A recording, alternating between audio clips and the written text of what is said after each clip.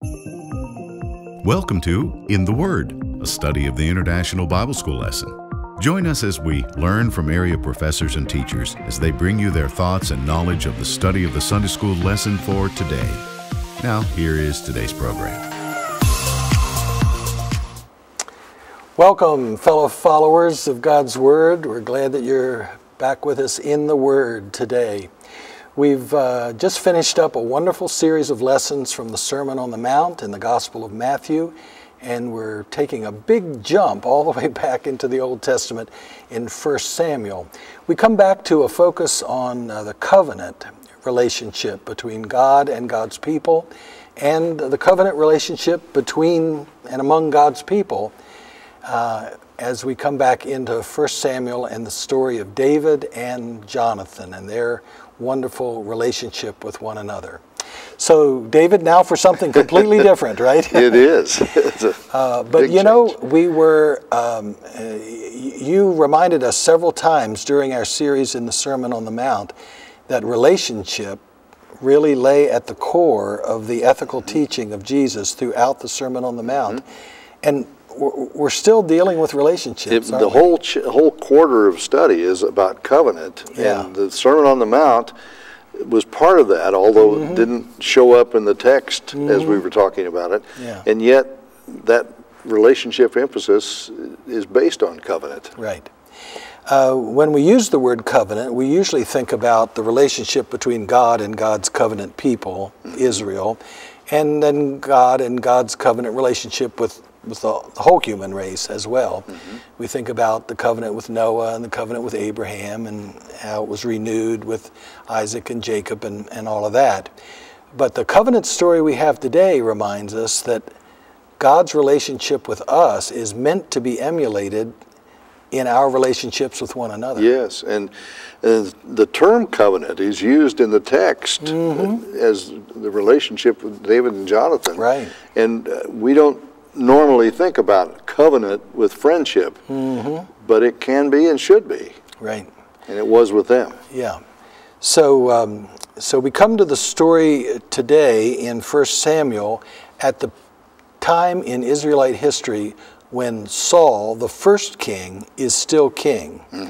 But Saul's unwillingness to obey God has led to the great prophet and judge Samuel turning his back on Saul and anointing a second new king, a new dynasty, in the person of David, the young shepherd boy. Yeah. And so David has already arisen on the scene, but we're still in that interim period when Saul's on the way out and David's on the way in.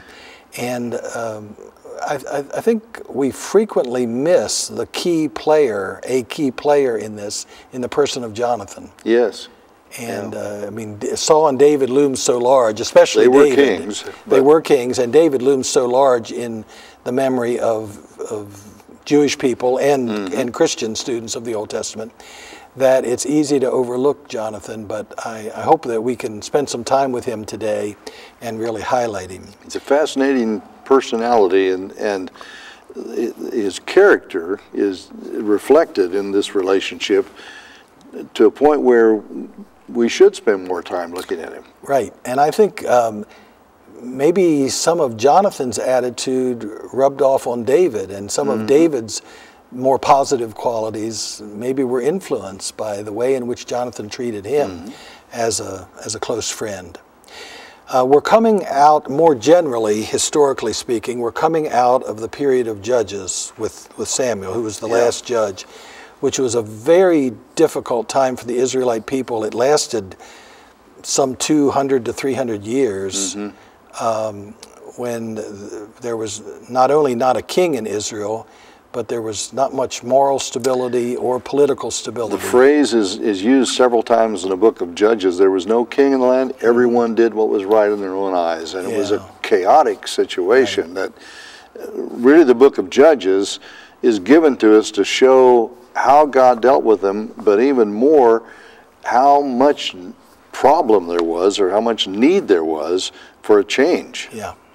The people clamored for a king, thinking that would solve all their problems, and although Samuel knew good and well that it was a failure to obey God rather than lack of a king, that was the problem. God is described as relenting to their request and providing this king. And Saul really had everything going for him. He was acclaimed by the people. He was a great warrior. He was tall, dark, and handsome. Yeah, he just, head and shoulders. Yeah, he just really had everything going for him, except he seems to have lacked the will to bend his will to God's will. And so often took matters into his own hand and lacked patience and trust. And his commitment to God was fickle. He would make a pledge or a vow and then turn right around and break it. Almost immediately. Several times, Yeah. that shows. Yeah. So there's a real lack of integrity, a lack of stability within him, and that led to some very difficult circumstances. So the second king, the great King David, is kind of on the horizon, but we get to see some events during this transitional time. Well, our text is in 1 Samuel chapter 18, and then we jump over to the beginning of chapter 19, so let me read that. After David had finished talking with Saul, Jonathan became one in spirit with David, and he loved him as himself. From that day, Saul kept David with him and did not let him return home to his family. And Jonathan made a covenant with David because he loved him as himself. Jonathan took off the robe he was wearing and gave it to David, along with his tunic, and even his sword, his bow, and his belt. Whatever mission Saul sent him on, David was so successful that Saul gave him a high rank in the army. This pleased all the troops and Saul's officers as well. Now, skipping to chapter 19, verse 1, Saul told his son Jonathan and all the attendants to kill David. But Jonathan had taken a great liking to David and warned him, "My father Saul is looking for a chance to kill you. Be on your guard tomorrow morning. Go into hiding and stay there. I'll go out and stand with my father in the field where you are. I'll speak to him about you, and I'll tell you what I find out." Jonathan spoke well of David to Saul his father and said to him, "Let not the king do wrong to his servant David. He has not wronged you, and what he has done has benefited you greatly. He took his life in his hands when he killed the Philistine. The Lord won a great victory for all Israel, and you saw it and were glad. Why then would you do wrong to an innocent man like David by killing him for no reason?" Saul listened to Jonathan and took this oath, "As surely as the Lord lives, David will not be put to death." So Jonathan called David and told him the whole conversation. He brought him to Saul, and David was with Saul as before. Okay. Well, our reading ends on a positive note. It sounds good. It isn't going to last. No. It isn't going to last long. Well, the rest of chapter 18 is reflective of how bad Saul was. Yeah, what we skipped over is shows the negative attitudes of Saul that underlie his actions. It was David's successes, but Saul couldn't handle David's successes. Right. Well, David has served two functions early on. He was the lyre player who sang and soothed the troubled mind of Saul. He was the Muzak. Yes. Elevator music. In Saul's court. And then later, after the defeat of Goliath, David served as armor bearer and part of the court. But he must have had a very minor role during all of that, because Saul really doesn't pay him much regard. Well, he rose to prominence. He finally went off as leader in battles and won the battles to the point where people began to sing, "Saul has killed his thousands, but David has killed his 10,000s." Right, and that angered and threatened Saul naturally. Yeah. In the part that we skipped in chapter 18, we see a steadily deteriorating attitude of Saul toward what was once his favorite. In the first place, in the part that we read in verse 2, Saul kept David with him and did not let him return to his family. I suppose you could read that in a positive way, that he valued David so highly that he wanted him with him. But I see that as a negative kind of control by Saul. He wants to keep David right there under his thumb, so he can control the press, he can control everything about David. And then in the part that's not printed, things just get worse and worse. First of all, Saul is angry with him for the reason you just said, his great military success. And then it says he was afraid of him. Even worse, he stood in awe of him, which may sound positive, but because of his awe, he sent David on suicide missions against the Philistines, hoping that the Philistines would kill him, and it didn't happen. And then finally, he married David off to his second daughter, Michal. He promised the first one, but promised the first one and then pulled it back. Married him to Michal, and made the marriage gift that he required from David the forcible circumcision of 100 Philistine warriors. David did 200. Right. Outdid the Saul demand. assumed that David would be killed carrying out that project, but David wasn't.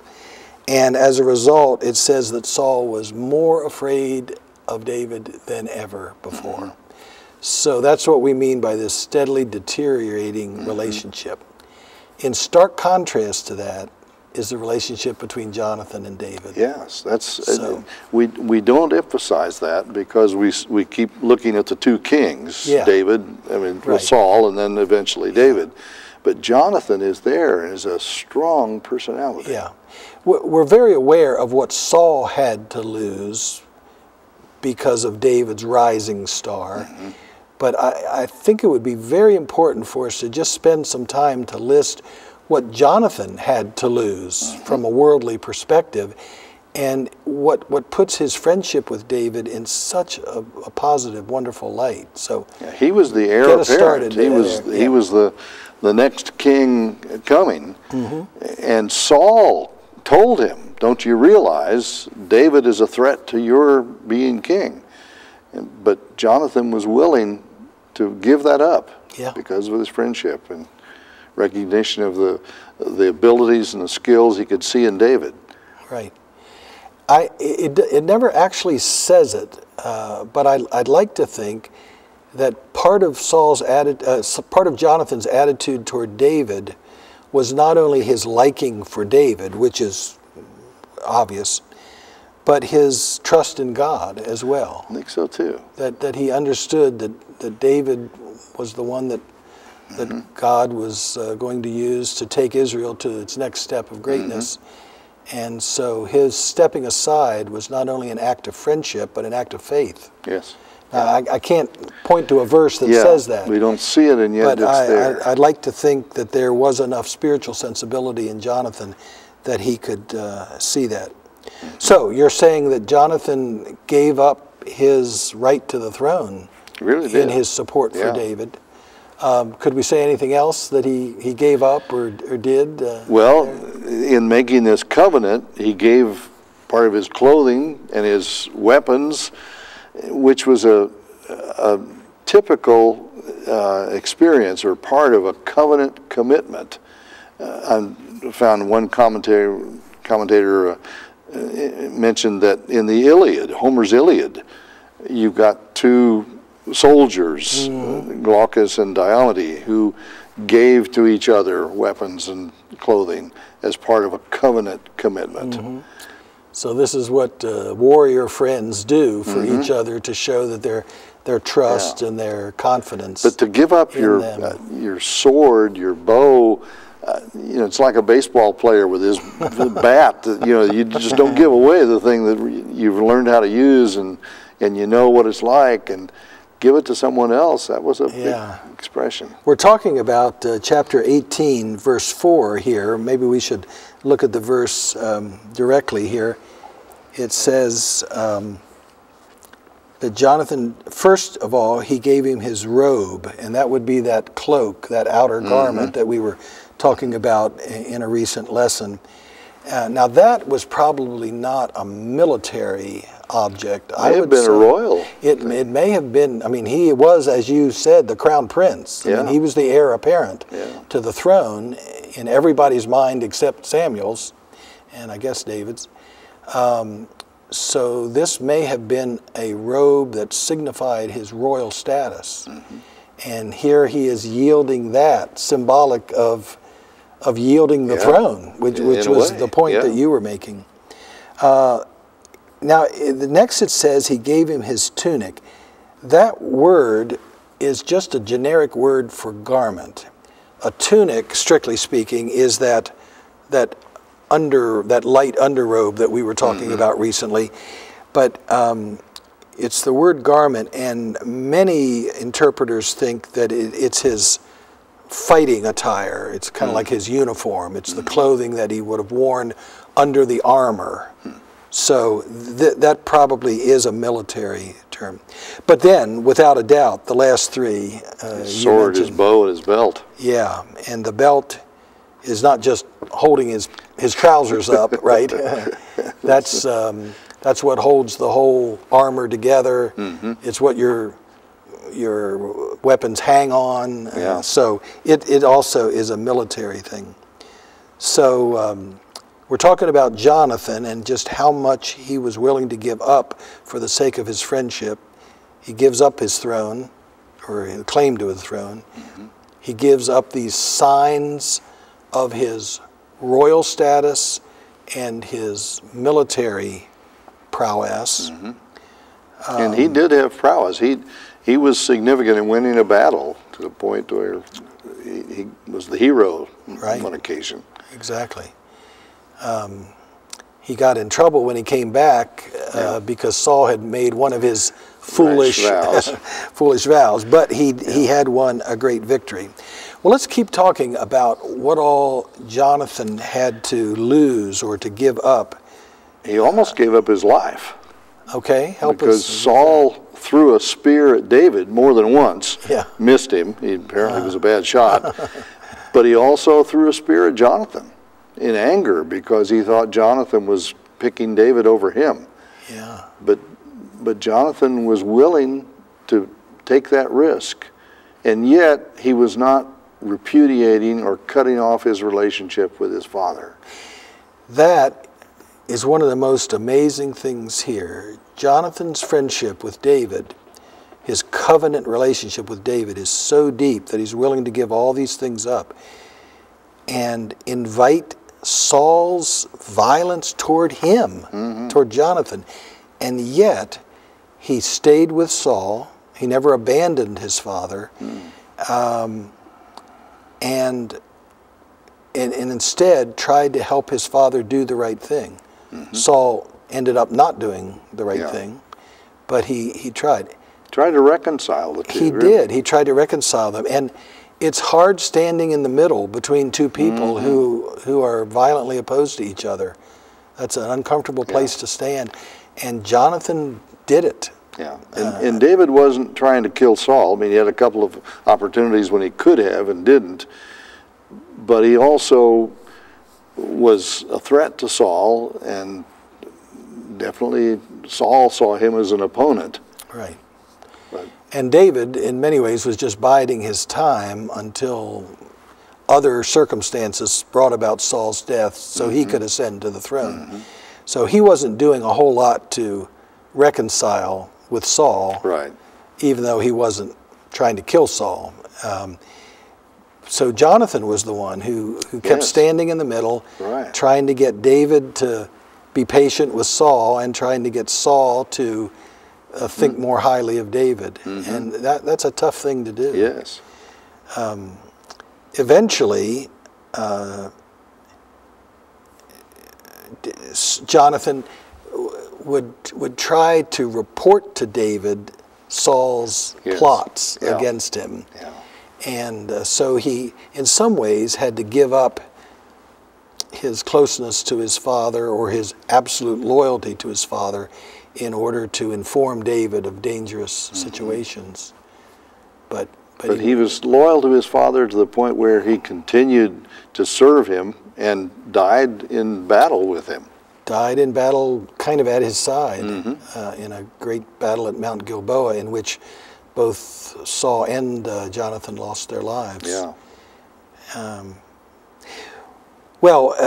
That's a good list, and I think we want to commend Jonathan to our viewers. And we've, in studying for this lesson, we've kind of come to a new appreciation for the virtues of Jonathan and the character of Jonathan. Yeah, one commentator was saying that you can look at the situation between Saul and David and see that David had superior abilities and eventually successes for God. And you can say that Jonathan stepped out of the succession line because he could see David's priority, and yet the very character qualities of Jonathan were such that the commentator was saying he would have made a good king. He would, yeah. He, as you pointed out, he's equally successful as a military strategist and warrior. He certainly is the equal of David in character traits. And you know, an interesting thing is Jonathan shared God's perspective on David. And we've noticed lately just how many times we're called to be like God, in whose image we're made and whose likeness we're called to live in. Because David was a man after God's own heart. Right. God loved David. But so did Jonathan love David. Yes. Jonathan took a deep liking to David. It says he was delighted in David. Yeah. And so it just struck me that Jonathan was able to see David from God's perspective, which is a great gift, I think, in a human being, to be able to see other people from God's perspective. And even though we might not like them quite as much, but And Jonathan really initiated this covenant relationship with David and took the leadership in making that friendship more than just a casual acquaintance. It was a deep covenant friendship, and those are rare. We were talking earlier that men have a harder time than women, probably. Well, that's been my observation. And there's some men whom I admire greatly because they're able to sustain long-term, deep friendships. But it's hard. It's a challenge. I think women typically do better at that. So we have this idea of covenant,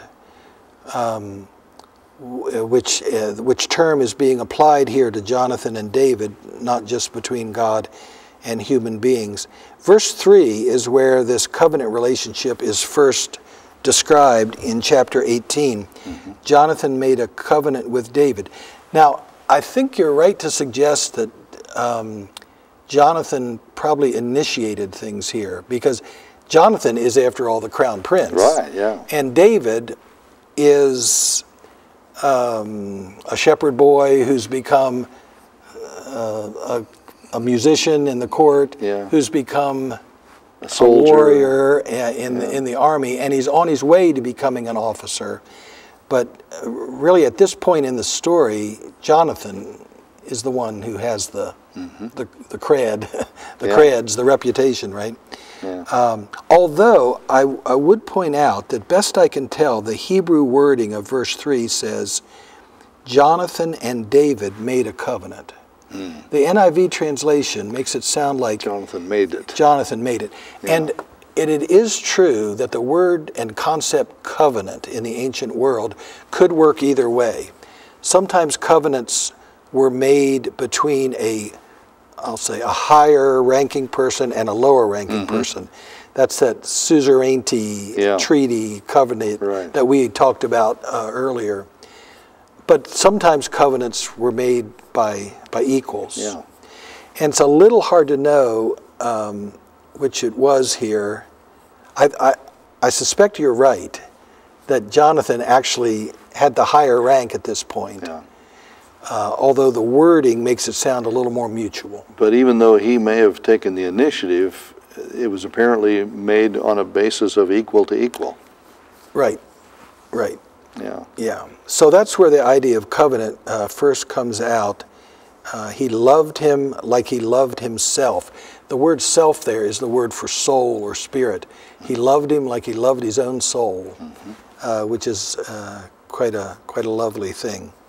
And that brings us back. We've already talked in the Sermon on the Mount series about Jesus' emphasis on loving your neighbor as yourself. Yeah.